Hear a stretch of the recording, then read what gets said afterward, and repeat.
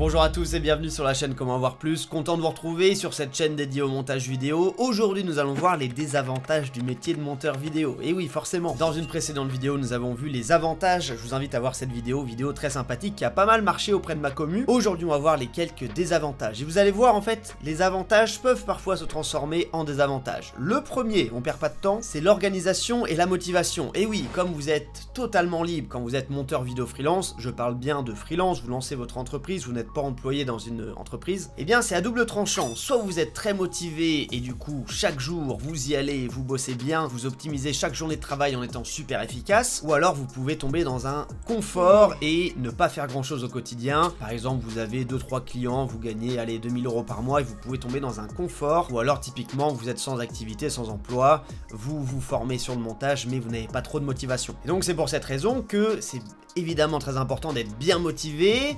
J'ai une vidéo qui sort là-dessus normalement la semaine prochaine, puisque j'ai eu beaucoup de retours, j'y pensais pas forcément à faire des vidéos comme ça, mais ça va être sympa. Et un super conseil pour vous aider, c'est de vous accompagner, donc que ce soit des coachs, que ce soit également d'autres monteurs, travailler entre guillemets à plusieurs, vous échanger des astuces, etc. Ça va vous aider à gagner en productivité, puisque vous vous sentirez moins seul. Encore une fois, ça dépend des profils. C'est vrai que moi j'ai un profil plutôt solitaire, fils unique, j'ai toujours travaillé effectivement de chez moi, etc. Donc je connais bien, mais effectivement ça dépend de chacun. Si vous aimez bien être entouré, trouvez d'autres monteurs ou trouvez des coachs qui vont vous accompagner. Petite parenthèse, j'ai vraiment hâte de vous sortir la vidéo sur la motivation, puisque je sens que ça va vraiment aider un grand nombre d'entre vous. Deuxième point, être assis toute la journée. Et oui, ça peut être une contrainte dans le métier de monteur vidéo freelance. Alors, je vous le dis, la bonne nouvelle c'est que si vous bossez 10 heures par jour, c'est forcément que ça rapporte derrière, parce qu'effectivement avec les taux horaires des monteurs vidéo, si vous bossez 10 heures par jour sur des projets clients, forcément ça vous fait pas mal de thunes. Mais dans tous les cas, si vous passez 10 heures par jour, vous pouvez avoir quelques soucis sur le fait d'être assis toute la journée en fait. Donc je vais vous donner des astuces gratuites et payantes pour y remédier. Le premier conseil, ça va être de se lever. Donc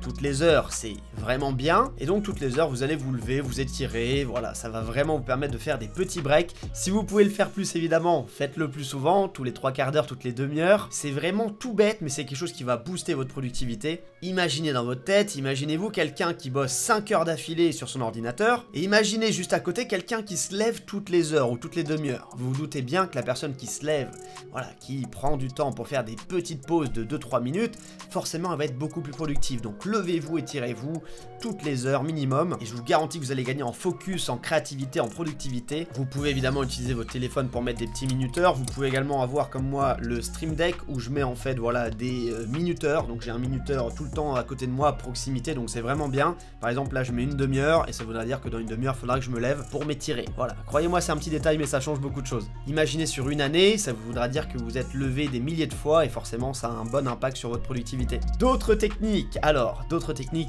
cette fois-ci payantes. La première c'est d'acheter un bureau assis debout, comme ça vous allez pouvoir avec un bon câble management bosser à la fois assis mais également debout.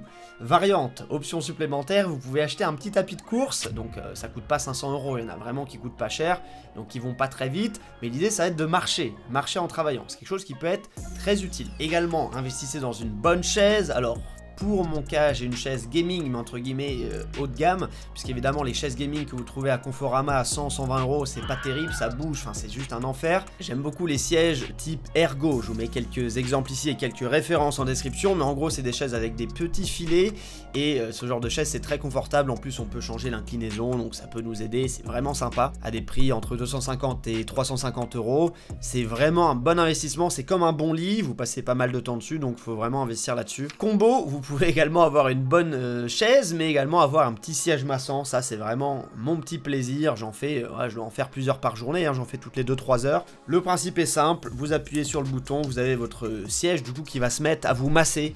Alors ça peut être un peu violent, mais effectivement c'est quelque chose que j'adore et qui, je trouve ça m'aide pas mal au quotidien, ça me fait voilà un petit moment de plaisir comme ça pendant que je suis en train de bosser. Perso j'adore. Et dans les prix on est aux alentours de 200-300 € pour ce petit support de chaise qui vous permet de vous masser. Vous pouvez également faire des massages, donc c'est vrai que moi j'habite à Malte, il y a des massages une demi-heure 25 €, donc c'est plutôt pas mal, mais si vous êtes forcément en France, les prix sont peut-être un peu plus chers, vous pouvez en faire un toutes les 2 semaines, croyez-moi ça va vraiment vous faire un bon petit break dans votre journée, ou alors un spa, il y a des spas qui coûtent pas forcément très cher, ça dépend de votre ville, vous faites un petit hammam, un petit truc relaxant, et forcément ça va bien vous détendre au milieu de votre journée, c'est parfait. Encore une fois, ça reste des investissements, c'est-à-dire que forcément, ça va vous coûter 100-200 € par mois, mais l'idée derrière, c'est de gagner de la productivité, gagner en confort, et donc ça va vous permettre d'être plus motivé, de démarcher plus de clients, travailler plus efficacement. Voilà, il faut vraiment voir ces dépenses-là comme des investissements. Troisième inconvénient de devenir monteur vidéo freelance, c'est de devoir travailler forcément devant un écran, et peut-être 8-10 heures par jour, voire plus, tous les jours. Alors,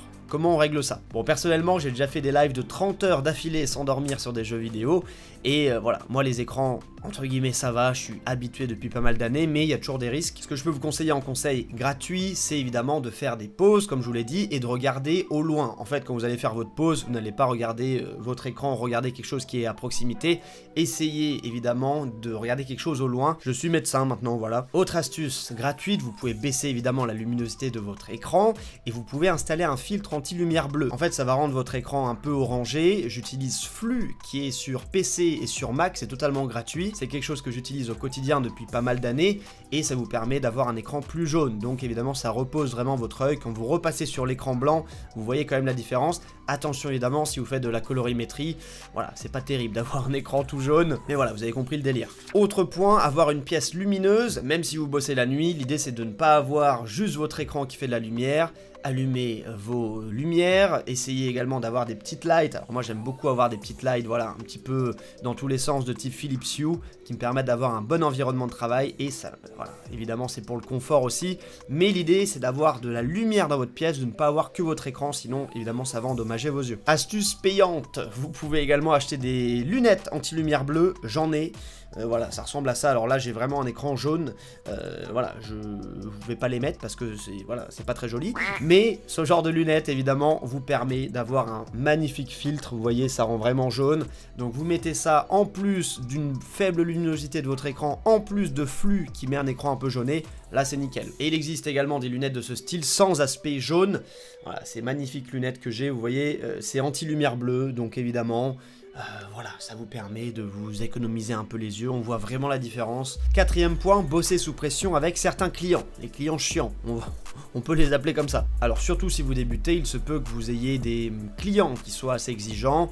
J'ai un membre d'ailleurs, Yas, de la formation Montage Guépard, qui a eu un de ses premiers clients qui lui a demandé en fait une vidéo pour 18 h alors qu'il était 14 h. En fait, ce genre de client, ça va vraiment vous mettre dans un état de pression, de stress, et le métier de monteur vidéo, c'est un métier justement où normalement il n'y a pas de stress, il n'y a pas de pression. Ce genre de client peut être problématique, alors quelles sont les solutions? Si vous voulez garder le client, vous pouvez l'aider à mieux s'organiser. Donc si vous bossez pour des influenceurs, vous avez vraiment la possibilité d'être, en plus d'un monteur vidéo, un vrai allié business qui va l'aider à progresser sur ses réseaux sociaux. Vous n'êtes pas que monteur, vous participez au développement de ses réseaux sociaux et à la croissance de son chiffre d'affaires. Donc vous pouvez parler à ce type de client en lui disant par exemple, ouais, bah effectivement, tu me demandes du travail pour dans 5 heures ou pour le lendemain, faudrait que tu sois mieux organisé, ça me permettrait évidemment d'être plus détendu, de te faire de meilleurs montages, et même pour toi, ça te permettrait de ne pas être dans un état de stress. Et donc l'idée, ça va être que cette personne-là vous fasse 3, 4, 5 vidéos à l'avance. Comme ça, évidemment, il y aura moins de pression pour vous, mais également pour votre client. Et ne sous-estimez pas l'impact que vous pouvez avoir sur notamment les influenceurs. Vous êtes vraiment un allié business pour eux. Vous pouvez les aider à être mieux organisés, puisque croyez-moi, il y a beaucoup de gens qui ne sont pas du tout organisés, et donc l'idée d'avoir quelqu'un qui monte les vidéos et en plus qui les aide à être plus organisé, à être plus productif, ça peut être extrêmement intéressant. Concrètement, comment ça se passe? Vous pouvez très bien lui fournir un Google Sheet, donc un tableur, vous lui faites un petit calendrier, et voilà, vous lui dites, bah, tu notes tes vidéos, comme ça on s'organise un peu, et croyez-moi, avec un petit détail aussi simple, vous pouvez très bien changer les gens et leur permettre d'être plus organisés très facilement. En plus, si vous aidez ces clients-là à être mieux organisés, bah forcément vous allez devenir vraiment indispensable pour eux, et ils pourront plus se passer de vous. Cinquième désavantage, alors sur le papier, cinquième désavantage sur le papier d'être monteur vidéo, la sociabilité. Alors, il est vrai que si vous êtes monteur vidéo freelance, vous bossez de chez vous principalement, donc vous n'avez pas de collègues que vous voyez tous les jours, comme dans les métiers classiques. Alors, perso, j'ai jamais bossé en entreprise classique, j'imagine qu'évidemment, il y a certains collègues avec qui vous entendez bien, il y a d'autres collègues que vous pouvez pas voir, voilà, il y a un peu de tout. Alors, est-ce que que ça veut dire que vous n'avez pas de vie sociale? Pas du tout. Au contraire, vous êtes totalement libre et donc vous êtes libre de vous inscrire à pas mal de clubs, à faire des activités, que ce soit des clubs de sport, de danse, d'art. Effectivement, vous avez la possibilité de faire pas mal de choses à côté, donc il faut profiter de cette liberté pour vous inscrire dans des clubs, rencontrer d'autres gens. Alors, quand je dis club, c'est pas boîte de nuit, mais vous pouvez également sortir en boîte de nuit si vous voulez. Jeudi, vendredi, samedi, quand vous êtes monteur, vous pouvez faire les 3 soirs, c'est magnifique. Vous pouvez également aller voir des potes dans d'autres villes. Si vous avez des amis qui sont à droite à gauche, vous pouvez très bien y aller, vous emmenez votre ordinateur, vous faites vos commandes de chez eux. En fait, voilà, vous avez beaucoup de liberté avec le métier de monteur. L'idée, évidemment, c'est de ne pas s'enfermer et de profiter de la liberté que vous avez pour faire plein de choses à droite à gauche. Et si vous avez vraiment la flemme de bosser de chez vous tous les jours, vous pouvez très bien investir dans un coworking, donc là vous allez payer entre 200 et 500 euros par mois, ça dépend des villes, ça dépend ce que vous prenez, mais vous allez avoir un petit bureau dans lequel vous aurez des salles de réunion, vous pourrez prendre le café avec d'autres personnes qui seront dans ces mêmes bureaux de coworking, donc ça peut être une solution sympa. Le truc c'est qu'évidemment vous allez avoir les transports tous les jours, l'essence, le métro, enfin voilà, les trucs classiques de la vie classique. Donc vous pouvez tester le coworking, mais il y a de fortes chances que vous reveniez au final au travail à la maison, puisque c'est quand même assez sympa, et il y a quand même beaucoup de liberté à travailler chez soi, ne pas avoir de transport, être directement sur son lieu de travail, etc. Ça dépend des profils, encore une fois. Voilà pour cette petite vidéo. Si vous voulez un épisode 2, soit sur les avantages, soit sur les inconvénients, n'hésitez pas à me le dire en commentaire. C'était un plaisir de vous tourner cette vidéo, c'était vraiment cool. Si vous avez apprécié et que vous voulez aller plus loin, vous avez la possibilité de prendre un appel gratuit avec moi, et donc je peux vous aider à faire un point sur votre situation, et je pourrais éventuellement vous recommander les produits que je propose. Je propose plein de produits dans plusieurs tranches de prix, donc si vous voulez faire un petit point sur votre situation et que je vous recommande éventuellement certains de mes produits, n'hésitez pas à aller en description, il y a un lien, vous pouvez prendre un appel directement avec moi, c'est moi qui décroche et ce serait un plaisir de vous avoir au téléphone. On se retrouve très vite sur la chaîne Comment avoir plus, ciao.